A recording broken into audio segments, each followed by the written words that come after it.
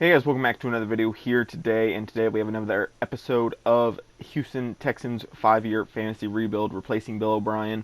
As you may know, he was fired about a week and a half ago, so at this point, I don't know, 2 weeks maybe. So we're trading Max Sharping, Lonnie Johnson, and Fairbairn for Zach Martin. We already have another kicker. I want a right tackle. That's where he's going to be moving.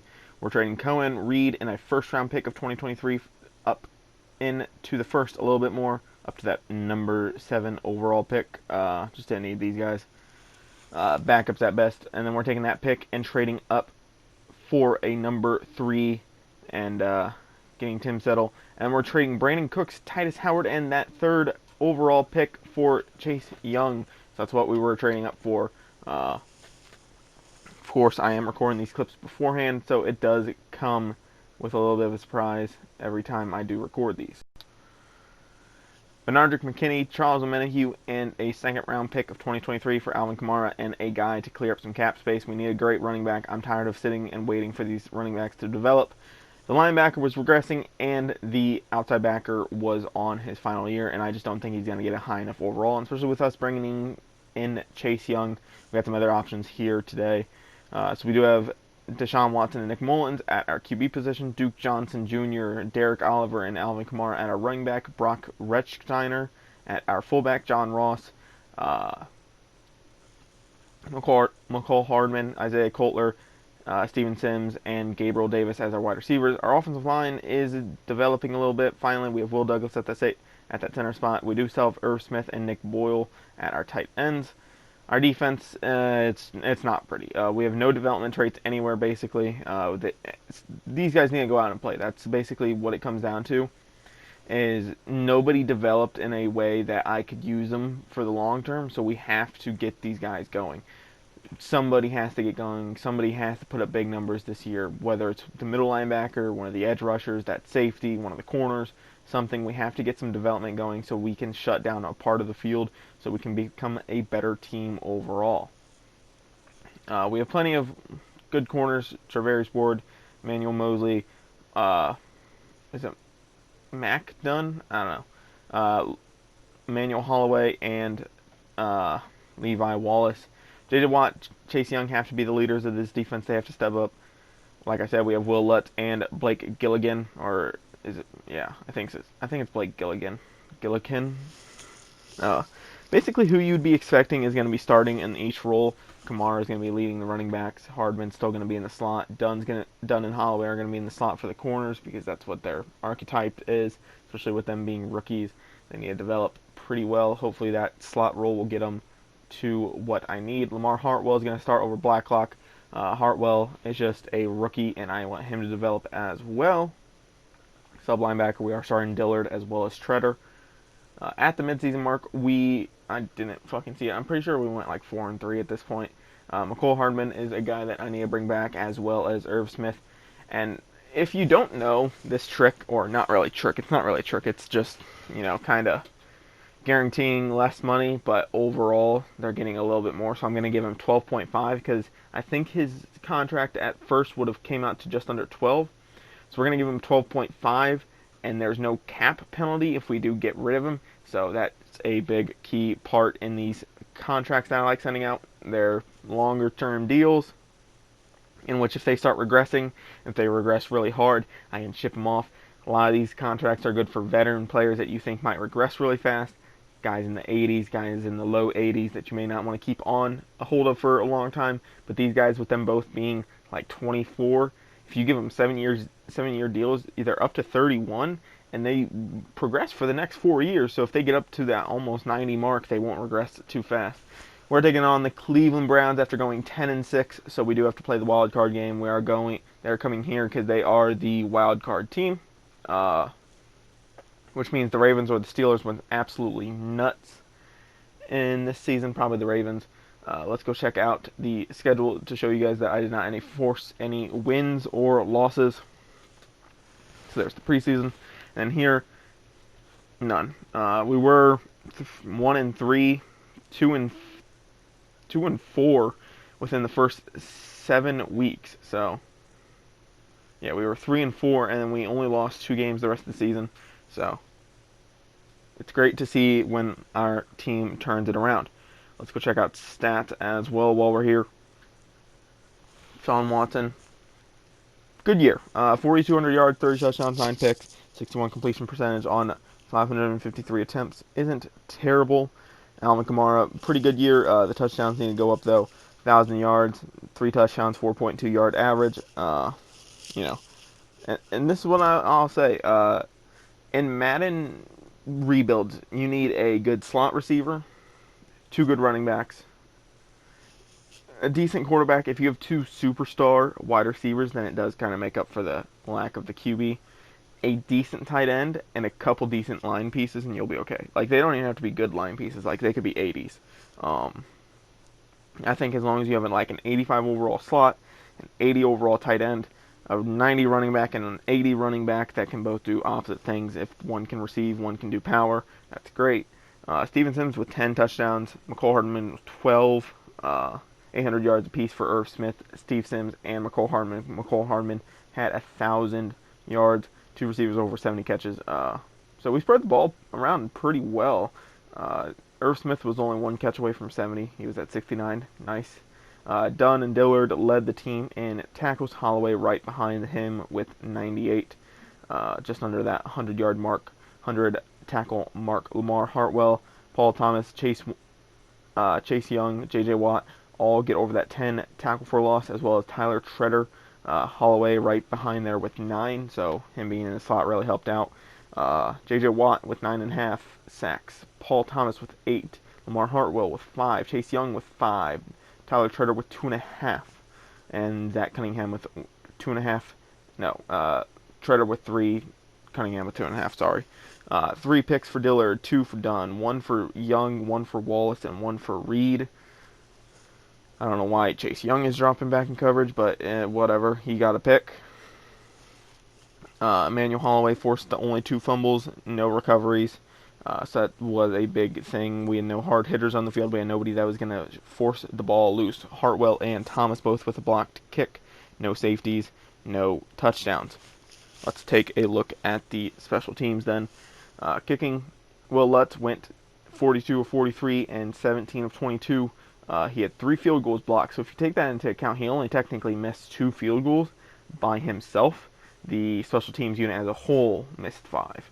So, yeah, Blake Gilligan, he had an okay year. Return squad, no touchdowns. I only like looking for the touchdowns. I don't really care about average because, no offense, if it's deep in the end zone, you shouldn't be taking it out. Anyway, I just wanted to check here, like, what was going on. I went to go look at Chase Young's stats, and I was kind of like talking to myself. I'm like, why does Chase Young never seem to develop? Like, he hasn't really even developed in Washington rebuild either. He's not putting up insane sack numbers. And look, I understand not every year you're going to have insane sacks or whatever, but it's kind of like you need to have some at least. Like, I can't be sitting here waiting for you to get 5, 6, 7, 5. Like, come on now. You got to do something to make me want to keep you for the long term. And he has to do that within the next year. So we hop into the game. We're down 10-0. Like I said, the way I play the moments are if I'm down by 2 scores, I'm allowed to play, so 9 points or more normally. Or if it's a late game situation, I can hop in and try to help out. We do score with Alvin Kamara, put in it to 10-7. They go down, score a touchdown, and then they have the ball back in the 3rd quarter. And they're looking, trying to find somebody, and they do across the middle. I think this is Tyron Johnson. I'm not 100% sure who that wide receiver was, because his name popped up, and I'm pretty sure it's Tyron Johnson. And Trevarius Ward is going to go up, pick this ball off. I'm going to take it back all the way to the 30-yard line. Baker Mayfield just barely cuts me off, and we get all the way out to the 32-yard line. 4th and 1, still down by 10. 9 minutes left to play. Hand it off Kamara. Kamara's going to break 2 tackles technically there and just take off and not let the linebacker catch up. Now it is 17-14. They go down and score again. We need another big play here. Hand it off to Kamara. Kamara's going to put his arm over the line and get it in for the touchdown. 3rd rushing touchdown on the day. So that pass attack has not been there apparently, or we're just not passing the ball once we get down into the red zone. We need to stop here, 2nd and 8. Nick Chubb breaks one tackle, finds a little bit of hole, and falls forward, and that will be game with us only having 2 timeouts. There's no point in really calling them anymore. We end up losing our first playoff game of the series. Our pass attack just wasn't there. I think we need another wide receiver. I think that's something that we're going to have to look into, or we're just going to have to hope that somebody develops. Kamara had a great game with 3 touchdowns at least. Defense played well in terms of sacks and stuff. The couple plays I did play, I played a couple on D, not a whole ton. 24-21, we actually for some reason dominated in the pass game and we lost in the rush game with those takeaways. Those takeaways have to calm down a little bit. We were 3-1, so technically 2-0, and that just sucks. I want Gabriel Davis back as that 4th option on our team. We do bring him back for a little bit, over $1 million. I don't normally do that, but it seemed like the right move to do. With not a whole ton of room, we can't go out and sign a bunch of people, so we did go after a backup QB, some safeties, a couple running backs, another edge rusher to help out, and a wide receiver in Andy Isabella. Shaq Lawson, Jamal Williams, Alexander Madison, Amari Hooker, Nasir Adderley, and Jalen Hurts are the negotiations. With Chase Young being on this star-studded team, I want to bring him back, and he's going to get his 5th option picked up. We do end up signing Andy Isabella, Nasir Adderley, and Jalen Hurts. We do go in and sign Benny Snell as one of the running backs did not want to sign with us, and they rejected almost immediately. So we had to go in and look at a different running back, and Benny Snell will be our 2nd power back behind Kamara. This trade will include the number 5 overall Levi Wallace and a 3rd of next year for number 13 and number 45 of this year. Got some people in mind that I want to take, and I'm going to take them. First off is Javier Canty. He's a guard out of Auburn, 6'4", 330 pounds, 22 years old. He looks like a beast. He's a top 5 in every single thing. He has A's across the board. It says mid-first round, which I hate. Like, no offense. If that was a real prospect, he would probably be top 10, if not top 5. Like, he's 6'4", he's 330 pounds, he can lead block, he has good power, good agility, and he was one of the best combine people in the whole goddamn class. We ended up sending a 2nd, a 3rd, and a 5th of this year for a 1st of next year. I just didn't need those picks, but we're going to take a couple more picks here. Austin Streets, a safety out of Wisconsin, hybrid, 22 years old, 5'9", 218 pounds. A- hit power, and then B's across the board. Number 15 in the class, we took him at number 22, 74 overall, 74 hybrid, 71 run support, and 70 zone. Looks decent. He's actually going to be moving to middle linebacker. I'm going to see what he can do. As well as Dominic Lockley, 6'1", 209 pounds, 23 years old, run support out of Bama. A- hit power, B+ pursuit, B+ tackle. So he's good overall. Projected early 3rd. We're going to take him here at pick 13 in the 2nd round. He's mid-first round talent guy. Not too great on the combine score, but that is less notable when you have good top skills and when you're just listed as a first-round guy. Number 12 in the class, took him at number 45. Very, very good talent here for us. With us already having safeties, he's going to move down to that middle linebacker's spot and put on some weight and hopefully play very, very well. Brody Hamilton is a 4th round at center out of Washington State. Power, 21 years old, 6'4", 317 pounds. He's number 3 in the class. We took him at number 63. So 60 picks later than he should have went. We take him. He's going to be our new starting center. We're going to kick Will Douglas out to that guard position and hopefully have a better overall offensive line, get rid of the 2 guards that we already have, and that will be great for our development and for our future of the team. In the, I think, 3rd round, pick number 23, we take a 6'2" defensive tackle, Michael Johnson, out of Oregon, run stopper, A- tackle, B+ block shed, B+ play rec, 74 overall, number 13 in the class. We took him at number 87. He has hidden. This is what I'm talking about. There's not enough hidden development traits in draft classes anymore. I might honestly go through it and make like 20 draft classes for like people just to like have fun with. A 5th, 6th, and 7th gets us a 3rd from the Buccaneers. Just don't need these picks. There's no reason to hold on to them if I don't want somebody entirely. There's no point in drafting somebody and taking on that cap penalty. But like I said, I might just go through and just make some fucking baller draft classes and just like, you know, put them up so that people have a chance to have a decent draft class. Uh, and I won't be like, oh, this one has QBs in it, this one has a running back in it, this one has a linebacker in it. I'll just like put them up there and be like, uh, just I'll just name them something, I guess. So overall, we didn't do terrible. We have to see what the safeties turn into at linebacker. Canty could have been better. I think. I hate when Madden does that. They make him look like a beast, but then they're like, oh, mid first. Like, no offense, if it didn't say mid first round pick, you wouldn't have known until you picked him, and then you would be pissed because he had A's all the way across the board, so you can't really tell what else he has. He was one of the better combine people in the whole draft class in terms of versus his position. So this is what Javier Canty is going to look like. 79 guard, right guard. Auburn looks like a beast.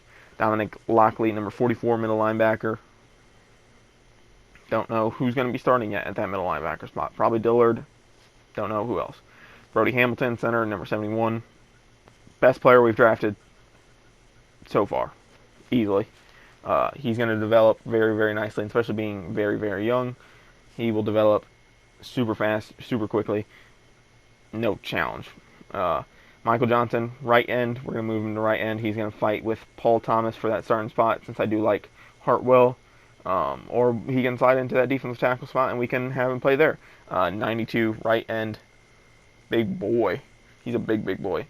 And then Austin Streets, middle linebacker, number 45 out of Wisconsin.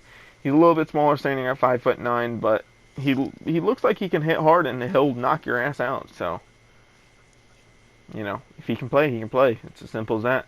I'm not going to hold somebody back just because of their looks. Derek Oliver and Crayvon LeBlanc traded for Lamar Irwin. He's a receiving back and elusive back. We're going to bring him in. Him, Snell, and Kamara will be a great pairing, hopefully. Hopefully, with putting him at receiving back and Snell at power back, we'll get this like running back by committee. Once like Kamara comes off the field, we'll be able to substitute guys in and make them pound in certain ways. So, and then Duke Johnson. Fuck, I missed that. Whatever. You saw it. Ross Blacklock, a third for a first of next year. Blacklock just didn't develop. That's just the simple way to put it. He didn't develop fast enough, and I can't keep him around, especially with this being his last year. Cunningham, Davis, Teller for Khalil Mack, and James Daniels. James Daniels only has a year, and we're going to be trading him away. But with that being said, guys, don't forget, like, comment, subscribe, all that fun stuff. Turn on post notifications. We are doing different outro stuff. I'm going to see what I like more, what I like to do. With that being said, guys, I'm out. Peace.